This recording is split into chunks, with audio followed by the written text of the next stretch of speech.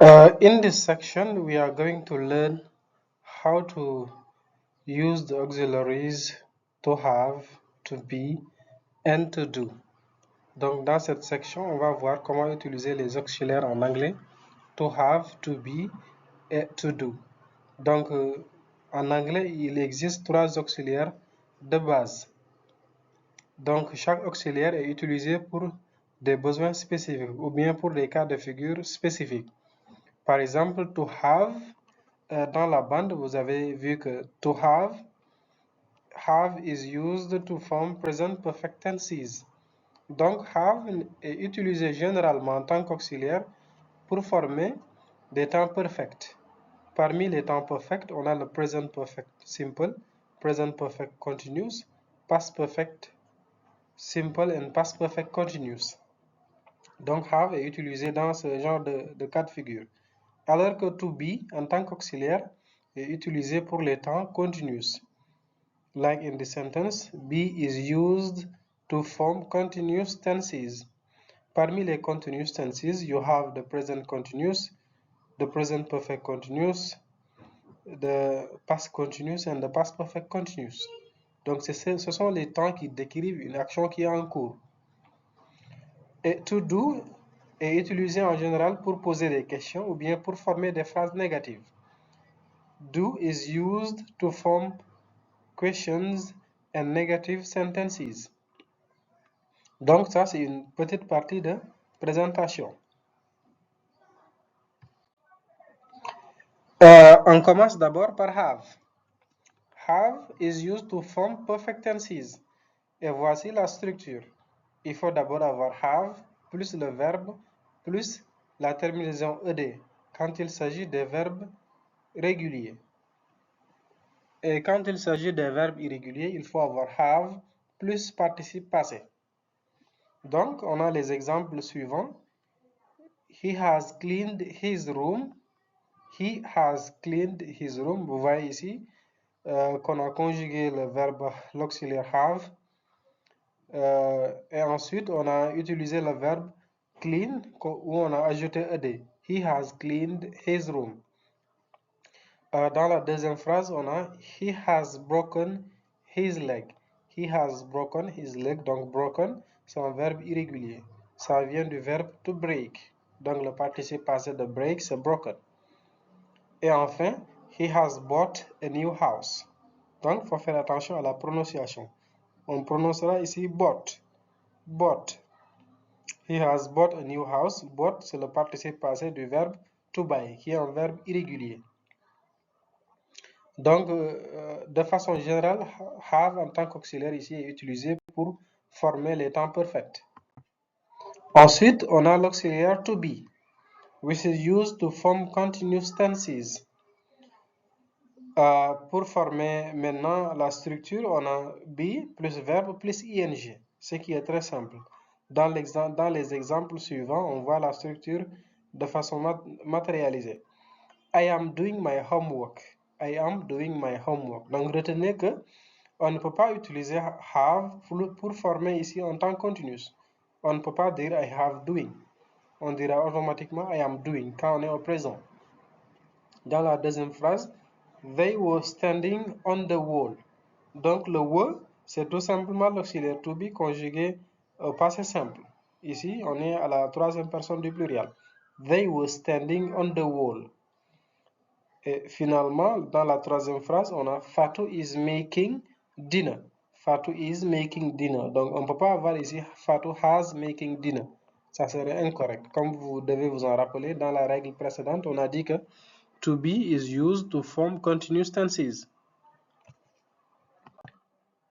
Ensuite, on a to do. On a ici to do.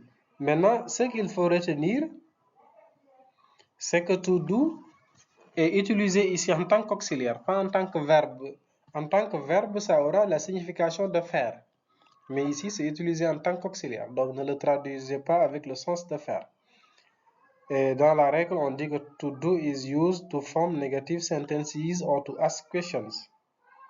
Donc, comme vous pouvez le voir, ici, la question La manière de poser une question en anglais, c'est un peu différent de la manière de la poser en français. Par exemple, en français, il suffit tout simplement d'inverser le sujet et le verbe pour avoir une question. Par contre, en anglais, c'est un peu différent. Pour la question, la structure qu'on a, c'est do plus subject plus verb. Donc, ça veut dire do plus le sujet plus le verbe. Donc, il y aura bel et bien inversion, mais l'inversion concernera l'auxiliaire do, qui va débuter la phrase. Par exemple, pour la phrase He wants a cup of tea. He wants a cup of tea. Pour poser une question, il faudra utiliser l'auxiliaire do pour porter la conjugaison du verbe want. L'auxiliaire do se mettra au temps du verbe want. Ici, wants est au présent, à la troisième personne du singulier. Donc, do sera does. Does he want a cup of tea? Donc, dès l'instant que do porte la conjugaison de want, want deviendra automatiquement comme un infinitif. Il n'y aura pas de S à want. Does he want a cup of tea? En français, ça veut dire est-ce qu'il a besoin d'une tasse de café, d'une tasse de thé? Donc, dans la phrase suivante aussi, they wanted to stay. They wanted to stay. Vous voyez ici que le verbe want est au prétérit. Donc, pour poser la question, il faudra d'abord mettre do au prétérit. C'est-à-dire do va porter la conjugaison de wanted. Donc, la question va commencer forcément par did. Parce que did est le prétérit de do. Donc, la question sera did they want to stay? Did they want to stay? Donc, dès l'instant que do a pris la conjugaison de want, want sera ici forcément à l'infinitif. Did they want did they want to stay? Est-ce qu'ils voulaient rester? Maintenant, l'autre cas de figure, c'est pour former une phrase négative. Donc, pour former une phrase négative en français, on a le ne pas. On place le ne pas en fonction du verbe. Mais en anglais, il faudra utiliser l'auxiliaire do plus le not pour pouvoir former la question. Donc, la structure est la suivante, comme vous voyez dans la bande ici, un peu en bleu foncé. Negative, negation, subject plus do plus not and plus verb. Donc, sujet plus do plus not plus verbe. Le verbe sera forcément à l'infinitif. Parce que comme on l'a dit, c'est do qui porte la conjugaison. Donc, dans la phrase He wants a cup of tea, pour former une phrase négative, on ne dira pas He wants not, mais plutôt He does not want a cup of tea. He does not want a cup of tea. Dans la phrase suivante, où on a le prétérit, They wanted to stay. Pour poser la question, on va tout simplement utiliser do au passé simple. Ça va donner did. Donc la négation sera They did not want to stay. They did not want to stay. Donc voilà l'essentiel pour mettre une phrase à la forme négative ou bien pour poser une question, il faut utiliser do, à l'exception du verbe to be. Par exemple, le verbe to be peut aller seul. Quand il s'agit d'une question, tu peux dire Are you here? Are you here? Donc ici, il s'agit tout simplement d'inverser. Parce que tout simplement, le verbe to be est autonome. De la même manière, s'il s'agit d'une négation, tu peux dire You are not here. Là, on n'a pas besoin de do. Mais pour tous les autres verbes, retenez qu'il faudra nécessairement avoir le do. Et en fin de compte, on vous remercie d'avoir suivi ce tuto. J'espère qu'il vous sera bénéfique. Donc, vous pouvez toujours poser vos questions. Thank you for joining in.